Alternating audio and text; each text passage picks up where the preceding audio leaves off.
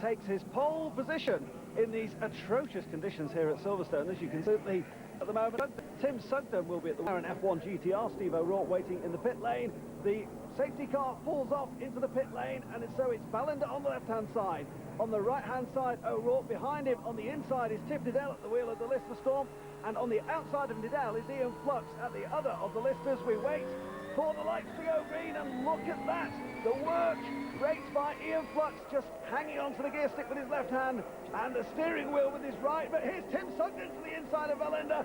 Well, great manoeuvre there by Tim Sugden, taking advantage of Magnus taking the water line, and they're also going through his Thomas Erdos. We're on board now, and they're side by side. Well, in fact, Magnus goes through and retakes that position, so Tim Sugden led momentarily, but you can see how difficult the drivers' conditions are. They can see barely nothing in front of them through the very twisty part of the international circuit. That's what we're on today for this Privilege Insurance GT meeting.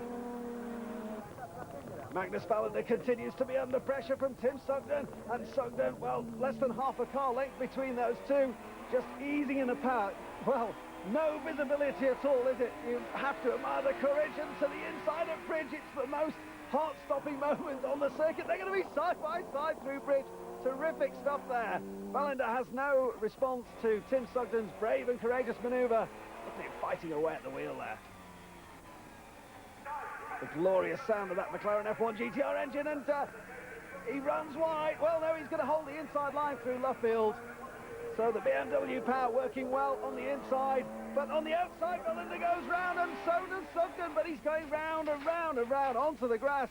Oh my word. Well, he'll rejoin. He hasn't lost a position, so that is the good news for Tim Sugden, but he certainly has lost his challenge for the lead. Well, momentarily anyway. Here we are on board with Tiff Needell behind Stephen Day.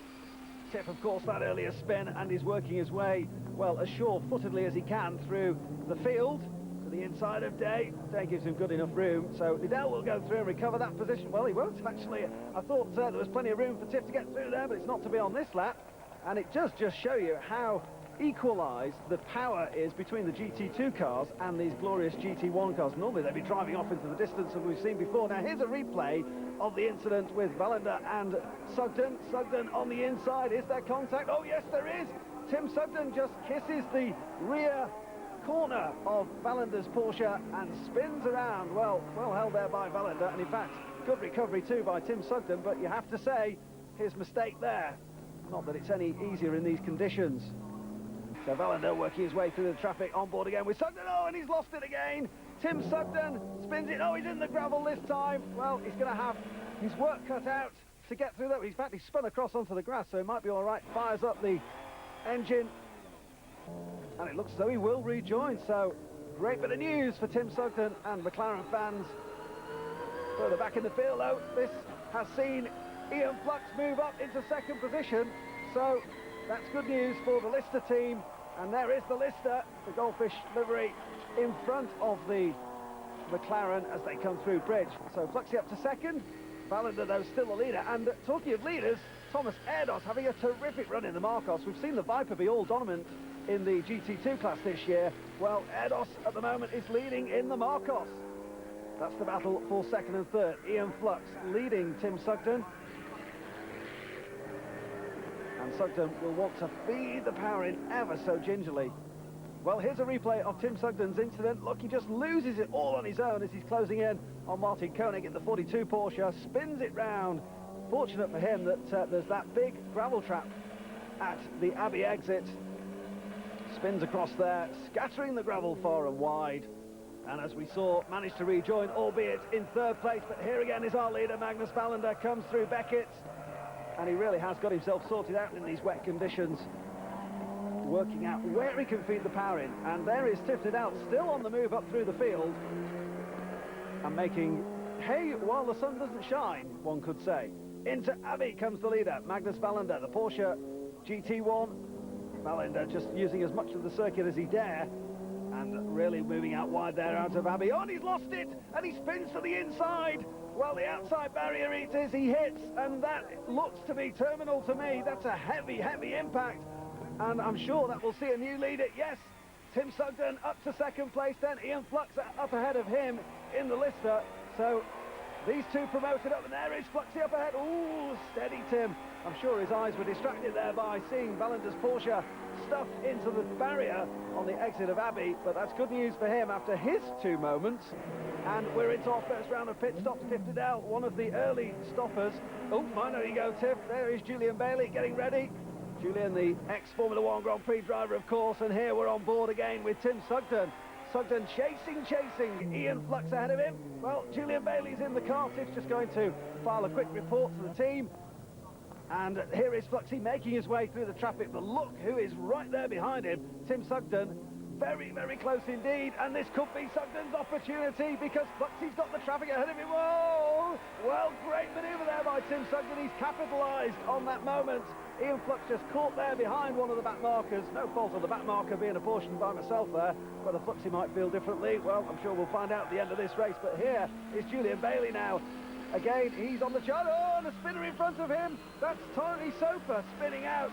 Well, a good bit of avoidance there by Julian Bailey. That's the last thing that the Newcastle United Lister Storm team would have wanted because, well, we've got the safety car out, and I'm sure that will be to recover Ballander's car, the Porsche that hit the barriers before our early leader. Well, let's in fact have another look at that incident.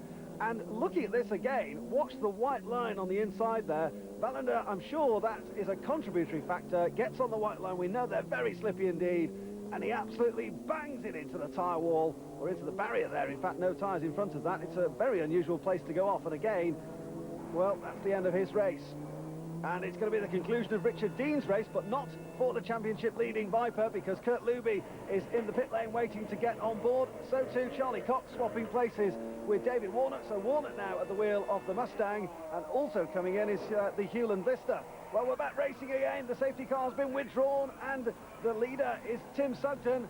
Ian Flux behind him, and there is Thomas Erdos. Look how close he is to that leading duo. Well, we're on board with Julian Bailey, and Bailey is being passed on the inside by Kurt Luby. So the GT Viper, the awesome Viper, it has been such a force this year, goes into the lead of those cars that have pitted. And that's, well, very significant indeed. There is the Lotus also spinning through past one of the back markers. But here is our current race leader, Tim Sugden, yet to switch with Steve O'Rourke, although O'Rourke is readying himself in the pit lane. So I'm sure they'll be in, if not next time round, then certainly in the very near future. Now, will Ian Flux come in this time? Yes, he will. So Fluxy will hand over to Jake Ulrich. And it is interesting that Tim Sugden is opting to stay out. I'm sure that Sugden, here he is trying to build as big a lead as he possibly can. And he'll stay out as long as he can in order to try and achieve that goal. Well, here is Fluxy, comes to a standstill, the door is opened. And Jake Ulrich there, ready to step on board. Out gets Fluxy, done a good stint there. And still Tim Sugden is out. Is he coming in this time? He comes out of Luffield. Yes, I think he's coming in this time. O'Rourke is certainly ready, and Sugden does come in, so we have a new leader. Or we will have a new leader very shortly, because Tim Sugden was our leader, and that new leader, quite remarkable stuff, will be the GT Viper, the GT2 car, which I'm sure, my memory serves me, will be the first time that a GT2 car, as one of the GT2 cars, Thomas Erdos, comes in, it's the first time that a GT2 car has led this year. Well, fascinating stuff that the weather throws at us. And here is Kurt Luby swinging right, then left, just taking a bit of curve. Julian Bailey there in the Lister in second place. And there's Richard Dean. Well, I'm sure he'll be praying. He's having a good look there to see how things are from the pit wall. Here is Kurt Luby on his way to a memorable, and you could say historic victory. Is it going to be over Julian Bailey? Bailey trying to fight back. I don't think he's got anything left in the tank to get on terms with Luby, and Luby does indeed take the victory in the Viper. Second place will go to the Bailey Needell Lister, and that is an absolutely storming result for Kurt Luby and Richard Dean.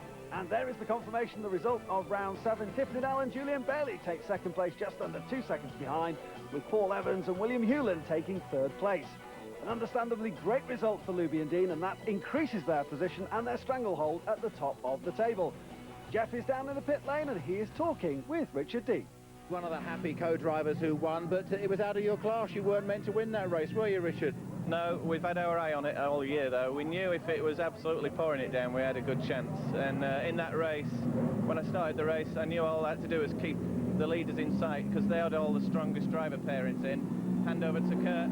Absolute brilliant job he did. Oh, you can go and say hello to Kurt now. He's just come in. Well done, Richard. Thanks Congratulations.